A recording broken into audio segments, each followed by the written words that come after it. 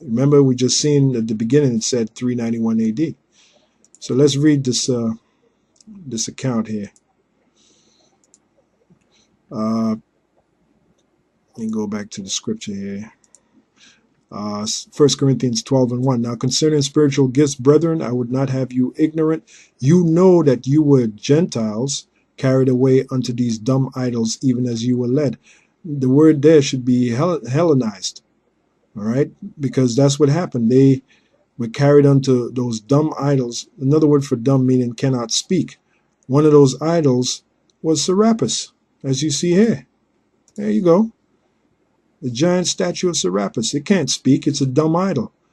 And you had Israelites that were at the base of it, bowing down to it, praying to it, sacrificing to it. And some of them would go up in the temple, the Serapian, and go up in there and sacrifice to Serapis in the temple.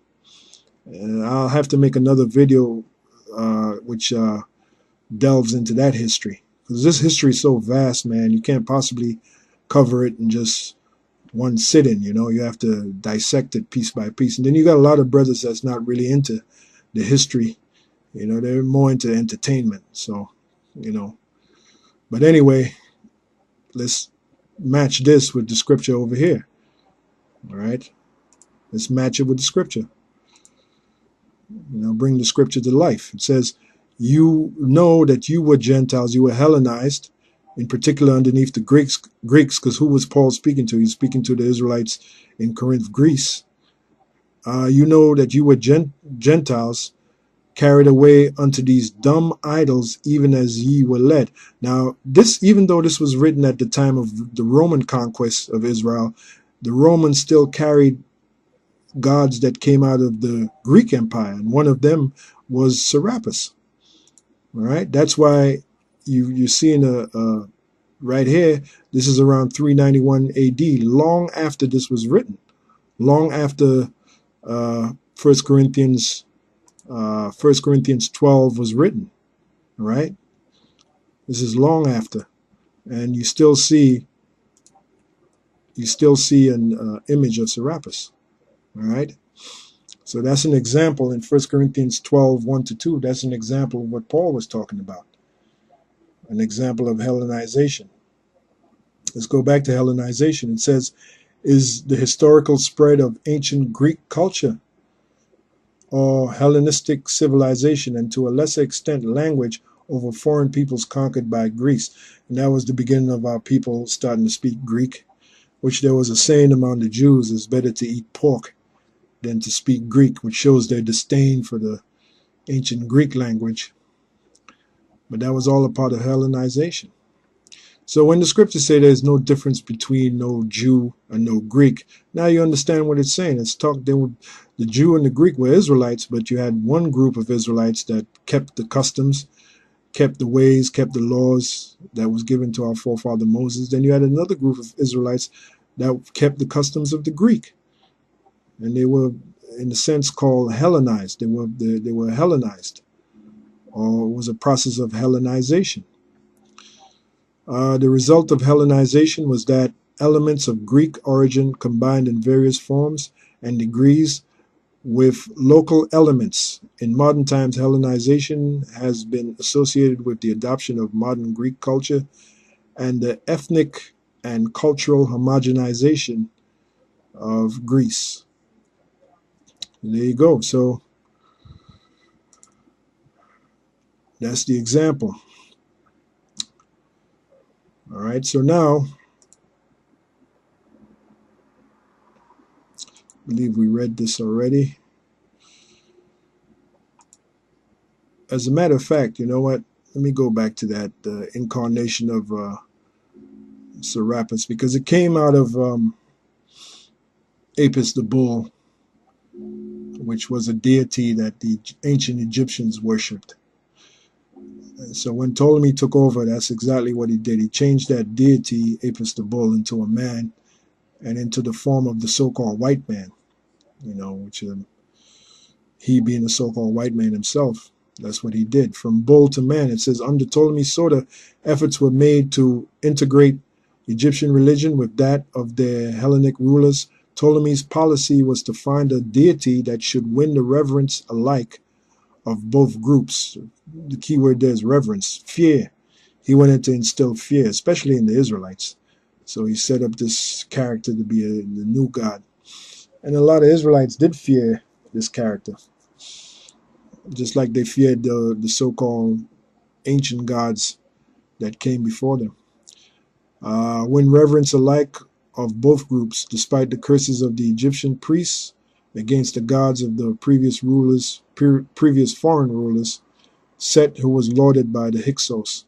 Alexander had attempted to use Amun for this purpose, but he was more prominent in Upper Egypt. Which was not so popular with those in Lower Egypt. Where the Greeks had stronger influence. Nevertheless, the Greeks had little respect for animal-headed figures. Right, so this is why it got changed from Apis the bull to the form of a man, because I just read it here. You just heard it here. It says, nevertheless, the Greeks had little respect for animal-headed figures. And so, plus they were vain people anyway. And so a Greek statue was chosen as the idol. Right, they wanted a god that looked like them. And proclaimed as anthropomorphic. The word anthro means man, morphic means change. So the animal figure got changed into a man, essentially. And proclaimed as anthropomorphic, equivalent of the highly popular Apis. It was named Aser Hapi, Osiris Apis, which became Serapis.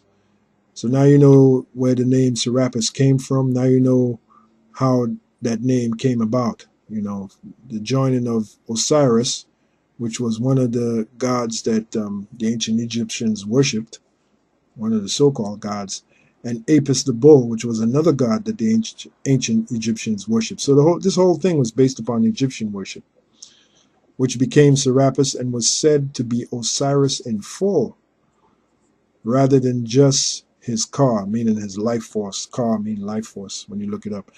Over here it says, bust of Hellenistic Egyptian god Serapis. Hellenistic Egyptian god. So the Israelites that bow down to this so-called god, as we see it over here from the movie Agora, they were considered what? Hellenistic, or Hellenin. Hellenistas, Hellenin, Hellenistic, Hellenization. There you go. And this is why the Lord sent his prophets to turn certain of them away from these false idols and turn them back to Yahweh B'Shem Yahushai. Turn them back to the laws, statutes, and commandments that were given to our forefather Moses. See, because that's what you had going on back then. You had a lot of Israelites bowing down to these foreign gods. As you can see, one of them here is Serapis. And that's the title of our lesson here. So there you go. Bust of Hellenistic Egyptian god Serapis. And that's why I started with the scripture, which is also an example of the white man setting himself up as a god to be worshipped. That's why I started with the scripture, 2 Thessalonians 2 and 4, who opposeth and exalteth himself above all that is called the Most High, or that is worshipped, so that he as the Most High sitteth in the temple. They even built a temple for that devil, Serapis. So that he as the Most High sitteth in the temple of the Most High, showing himself that he is the Most High. And during the time of stretching from 323 BC to 391 AD, he was showing himself as the Most High in the form of this so-called god named Serapis, which was started by a white man, a so-called white man, Ptolemy the First. Yeah. See? So now, let's read a little of this excerpt here. This is from Wikipedia, Serapis. It says, Serapis is a Graeco-Egyptian god. And the whole thing was built upon, or based upon, the Egyptian philosophy. Serapis was devised during the 3rd century BC on the orders of Ptolemy I of Egypt. as a means to unify the Greeks and Egyptians in his realm, because he had just conquered, Ptolemy I had just conquered the Egyptians, beginning with Alexander the Greek, so he needed a god to basically put them in check. And what you're going to find out is you had a lot of Israelites living among the Egyptians even at that time. And even they got caught up in the mess. In this mess, I should say. The god was depicted as Greek in appearance, but with Egyptian trappings, and combined iconography from a great many cults, signifying both abundance and resurrection. His cultus was spread as a matter of deliberate policy. Another word for deliberate policy meaning lies. Anything that was against the scriptures by the Ptolemaic kings. And that shows you that the so-called white man, they believe in their gods. They have their own gods. They don't believe in our God, man. Deliberate policy by the Ptolemaic kings, who also built a splendid Serapeum in Alexandria. Serapis continued to increase in popularity during the Roman period, which this movie, Agora, focuses on the waning part of the Roman period. And you can, as you can see, it's still, the statue is still erected. It was still popular. Serapis continued to increase in popularity during the Roman period, often replacing Osiris as the consort of Isis in non-Egyptian temples about the god. His most renowned temple was Serapeum of Alexandria. Under Ptolemy Soter, efforts were made to integrate Egyptian religion with that of their Hellenic rulers. Ptolemy's policy was to find a deity that should win the reverence alike of both groups. We already read that in another page. The Greeks had little respect for animal-headed figures, and so a Greek-style anthropomorphic statue was chosen as the idol. What does the Lord say about worshiping idols? As a matter of fact, in the book of Psalms 96:5, it says the gods of the nations are idols. And this whole thing was based upon Egyptian philosophy. All right, but it's the beginning of the so-called white man coming into power. So I guess I'll end it right there. This is the first part of this lesson. I'll come back and do another lesson pertaining to this Serapis nonsense. But I just wanted to bring a different perspective on this verse right here. Who opposeth and exalteth himself above all that is called. I want to give you an example in history of this verse here. And, that was the basis of this lesson. Who opposeth, exalteth himself above all that is called the Most High, or that is worshipped, so that he, as the Most High, sitteth in the temple of the Most High, showing himself that he is the Most High. I wanted to give you an example, a historic example of that verse in the form of this guy, or this so-called God named Serapis. So with that, this is GMS Mailbag. We'll see you in the next lesson. Shalom.